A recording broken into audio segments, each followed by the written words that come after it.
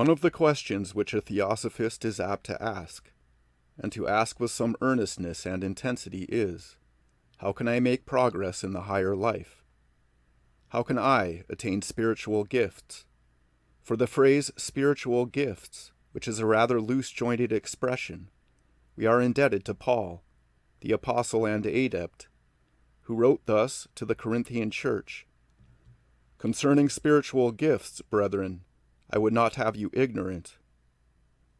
Among the gifts which he goes on to enumerate are these: wisdom, knowledge, faith, healing, the working of miracles, prophecy, discerning of spirits, the speaking of diverse tongues, and the interpretation of tongues.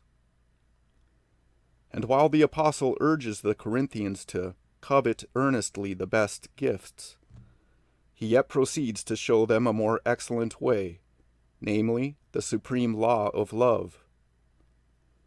"Now abideth," he says, "faith, hope, charity, these three. But the greatest of these is charity." Spiritual gifts, then, however desirable their possession may be, are plainly not, in the opinion of this good adept, on the highest plane, not the supreme object of human attainment, or the most excellent way of reaching human perfection. They may doubtless properly be regarded as evidences of advancement on the higher planes of thought and spiritual life, and may be coveted and used for the benefit of others. But they are not in themselves the chief object of human desire, for man's supreme aim should be to become God, and God is love. But let us look at the matter a little more closely. In the first place, what is a gift? What is the common acceptation of the word? Clearly something given to or bestowed upon a recipient, not something which a man already possesses or which he may obtain by a process of growth or development.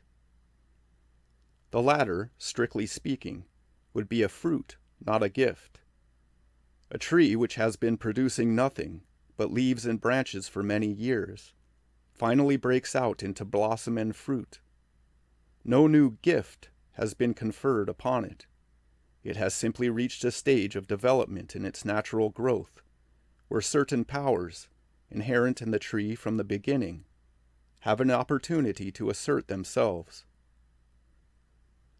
In the same way, the transcendental powers possessed by the adepts are not gifts, but the natural result of growth in certain directions, and the necessary efflorescence, so to speak, of the profound development in their cases of those spiritual potentialities, which are the birthright of all men. Taking this view of the meaning of the word, I think most theosophists will be ready to admit that the phrase spiritual gifts is a misnomer.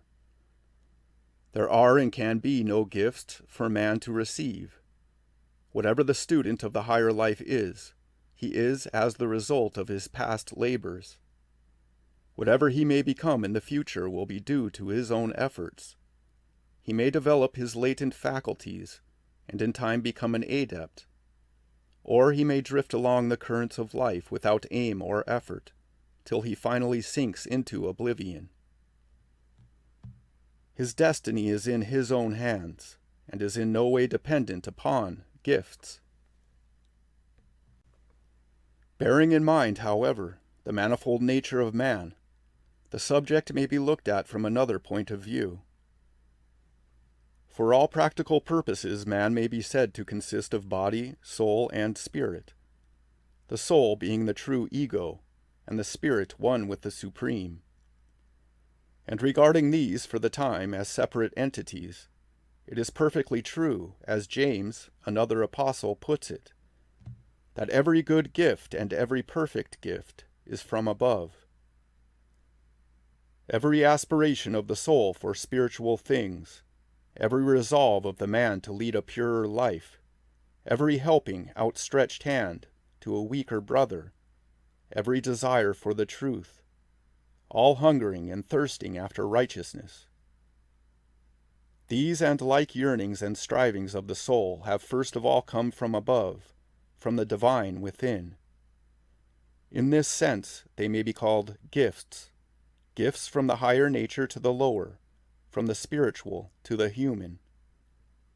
And this action of the above upon the below is seen in those humane attributes, or qualities, or virtues, whatever one may be pleased to call them, which Paul in another place enumerated as fruits of the Spirit: love, joy, peace, long-suffering, gentleness, goodness, faith, meekness, temperance. Looked at from either of these points of view, how can we attain spiritual gifts? The answer would seem to depend upon what we are really striving for. If the extraordinary powers of the adepts have captivated our fancy and fired our ambition, then we must possess our souls in patience. Few, if any of us, are at all fitted for a forcing process. We must be content to wait and to work, to grow and develop, line upon line, precept upon precept, here a little and there a little, till, ages hence perhaps, we come to the full stature of the perfect man. If, however, wisely recognizing our limitations, we strive instead after what may be termed the ordinary manifestations of the Spirit, two obvious lines of conduct suggest themselves. Every impulse from above, every prompting of the divine within, should meet at once with a hearty welcome and response. If you feel as if something urged you to visit some sick or afflicted neighbor or friend, obey the suggestion without delay. If the wish to turn over a new leaf comes into the lower consciousness, don't wait till next New Year's before actually turning it over. Turn it now. If some pathetic story of suffering has moved you, act on the emotion while your cheeks are still wet with tears. In short, put yourself at once in line with the divine ways, in harmony with the divine laws. More light, more wisdom, more spirituality must necessarily come to one thus prepared, thus expectant. How can a bar of iron be permeated with the earth's magnetism if it is placed across instead in line with the magnetic meridian? How can a man expect spiritual gifts or powers if he persists in ignoring spiritual conditions, in violating spiritual laws? To obtain the good, we must think good thoughts. We must be filled with good desires. In short, we must be good. And this practical suggestion is to fulfill faithfully and conscientiously every known duty. It is in and through the incidents of daily life, in work well done, in duties thoroughly performed, that we today can most readily progress in the higher life. Slow progress it may be, but at any rate sure. These are stepping stones to better things. We advance most rapidly when we stop to help other wayfarers. We receive most when we sacrifice most. We attain to the largest measure of divine love when we most unselfishly love the brethren. We become one with the Supreme most surely when we lose ourselves in work for humanity.